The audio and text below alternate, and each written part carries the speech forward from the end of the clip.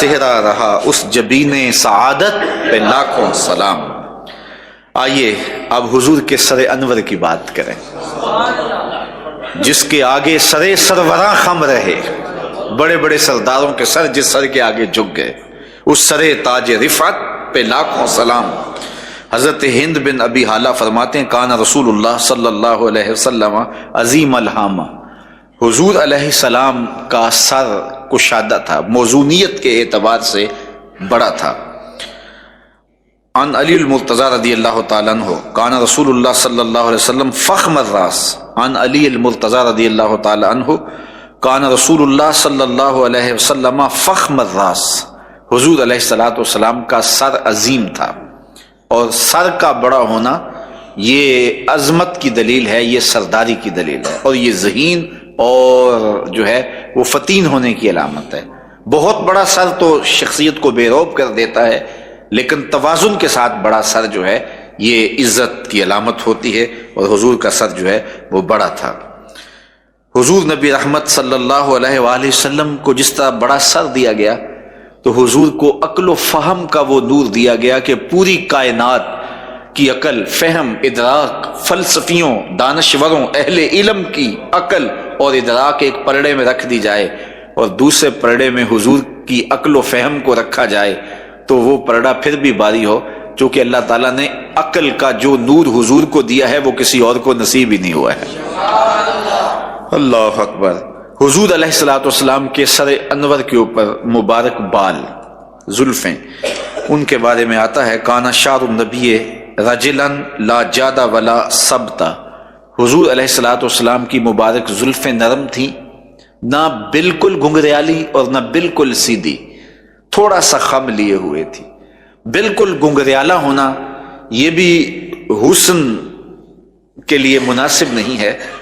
اور بالکل سیدھا ہونا یہ بھی اچھا نہیں لگتا، تو معمولی خم تھا حضور کی زلفوں میں، اور جو کمال حسن ہوتا ہے۔ اور یہ لفظ بھی ہیں کہ حضور کی مبارک زلفیں جو ہیں وہ نصف کان تک تھیں، کانا شعر رسول اللہ صلی اللہ علیہ وسلم الی نصف اذنیہ، نصف کان تک حضور کی زلفیں تھیں۔ اور ایک حدیث کے لفظ ہیں جو حضرت برا بن عازب سے ہے کہ عظیم الجمہ الی شحمۃ اذنیہ، حضور کی مبارک زلفیں جو ہیں وہ کان کی لوؤں تک تھی۔ اور حضرت عائشہ رضی اللہ تعالی عنہا فرماتی ہیں لہو شعر فوق الجمہ و دون الوفرہ، کہ حضور نبی رحمت صلی اللہ علیہ وآلہ وسلم کی مبارک زلفیں جو تھیں وہ کان کی لو سے نیچے تھیں اور کندھوں سے اوپر تھیں۔ اور حضرت برا بن عازب سے ایک اور روایت ہے جس میں ہے لہو شعر یضرب منکبیہ، حضور کی زلفیں اتنی بڑی تھیں کہ کندھوں کے بوسے لے لیا کرتی تھیں۔ اب چار طرح کی روایات آ گئی، نصف کان تک حضور زلفیں رکھتے تھے، نصف کان تک حضور زلفیں رکھتے تھے، کان کی لو تک حضور کی زلفیں تھیں، کان کی لو سے کندھوں کے درمیان تک حضور کی زلفیں تھیں، اور حضور کی زلفیں کندھوں کو چوم لیتی تھیں۔ تو ان میں سے جو مختلف روایات ہیں ان کی تطبیق کیسے ہوگی؟ علماء کہتے ہیں کہ حضور علیہ الصلوۃ والسلام جب زلفیں کٹواتے تھے تو نصف کان تک کٹواتے تھے، اور پھر بڑھتے بڑھتے جب کندھے کو چھونے لگتی تو پھر کٹوا دیتے۔ تو کسی نے کہا کہ نصف کان تک تھی، کسی نے کہا کہ کانوں کی لو تک تھی، کسی نے کہا کانوں اور کندھوں کے درمیان تک تھی، اور کسی نے کہا کندھوں کو چوم لیا کرتی تھی۔ اللہ اکبر۔ یکسر دہن راسہ و تسریح لحیتہ، حضور اپنے سر انور کو بہت زیادہ تیل لگایا کرتے تھے اور داڑھی مبارک کو کنگھی کیا کرتے تھے۔ خود فرمایا من کان لہ شعر فلیکرمہ، جو بال رکھے پھر ان کو سنوار کے بھی رکھے۔ الجھے ہوئے بال رکھنا یہ جو ہے اچھا نہیں ہے، جب بال رکھیں وہ داڑھی شریف ہو یا وہ سر کے بال ہوں تو ان کو آراستہ کر کے رکھا جائے اور ان کو باقاعدگی کے ساتھ تیل لگایا جائے۔ حضرت انس رضی اللہ تعالیٰ عنہ فرماتے ہیں کہ حضور نبی رحمت صلی اللہ علیہ وآلہ وسلم نے بال کٹوائے، حجامت کروائی، ثم دعا بالحلاق وناول الحالق شقہ الایمن، حضور نے حج کے موقع پہ جو ہے وہ حلاق کو، حجام کو بلایا اور اپنی دائیں سمت اس کی سمت کی، کہ کہا کہ یہاں سے بال کاٹو، اور سنت بھی یہ ہے کہ پہلی دائیں جانب سے بال کٹوائے جائیں۔ ثم دعا ابا طلحہ، پھر حضرت ابو طلحہ انصاری کو بلایا، فآتاہ، اور وہ جو بال کاٹے گئے تھے حضرت ابو طلحہ کو دے دیے۔ ثم ناول شقہ الایسر، پھر حضور علیہ السلام نے بائیں سمت اس کی جانب کی، فقال اہلک، اور کہا کہ اب اسے کاٹو، فحلقہ، تو اس نے بائیں جانب کے بال کاٹے، فآتاہ ابا طلحہ، تو وہ بھی حضرت ابو طلحہ کو دیے، اور پھر کہا اے ابو طلحہ یہ صحابہ میں بانٹ دو۔ اور پھر جس کو حضور کے بال مل گئے وہ اپنے آپ کو کائنات کا خوش بخت شخص جاننے لگا۔ محمد بن سیرین رضی اللہ تعالیٰ عنہ فرماتے ہیں قلت لعبیدہ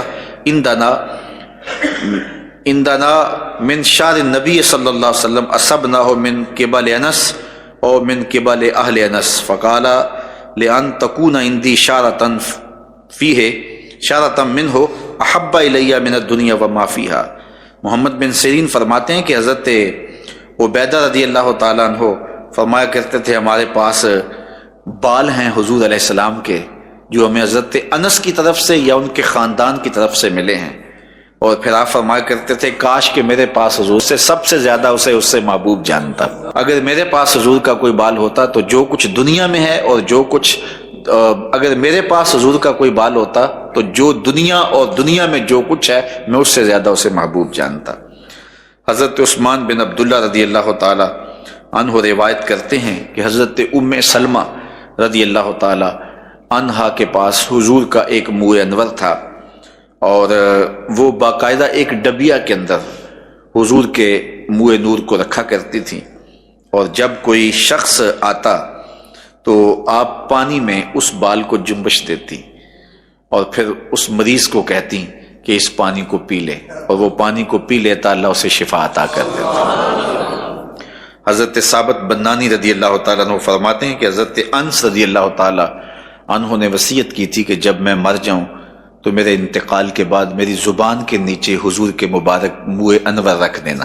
جو ان کے پاس تھے۔ اللہ اکبر۔ تو یہ وہ مبارک بال ہیں کہ وہ جہاں بھی گئے برکتیں رحمتیں اترتی گئیں۔ حضرت خالد بن ولید رضی اللہ تعالی عنہ کسی جنگ میں شکست نہیں کھائی، آپ کی شدید آرزو تھی کہ مجھے شہادت کی موت ملے، لیکن جنہیں اللہ کی تلوار کہا گیا تھا اس تلوار کو کون توڑ سکتا تھا؟ انہیں سیف اللہ کہا گیا۔ تو باوجود آرزو رکھنے کے حضرت خالد بن ولید جو ہیں وہ ظاہری شہادت آپ کو نصیب نہیں ہوئی، تو جس جنگ میں بھی گئے جس بھی لڑائی میں شامل ہوئے اللہ نے انہیں فتح دے دی۔ تو ان کی فتح کا راز کیا تھا؟ تو آئیے آج ہم یہ آپ کے سامنے رکھتے ہیں کہ ان کی فتح کا راز کیا تھا۔ حضرت خالد بن ولید رضی اللہ تعالی عنہ اور رافع بن عمر طائی یہ جبلہ بن احم کے مقابلے میں پوری قوت کے ساتھ لڑ رہے تھے، اور مسلمانوں کی تعداد بہت تھوڑی تھی، اور یہ بہت کثرت کے ساتھ یہ لشکر تھا،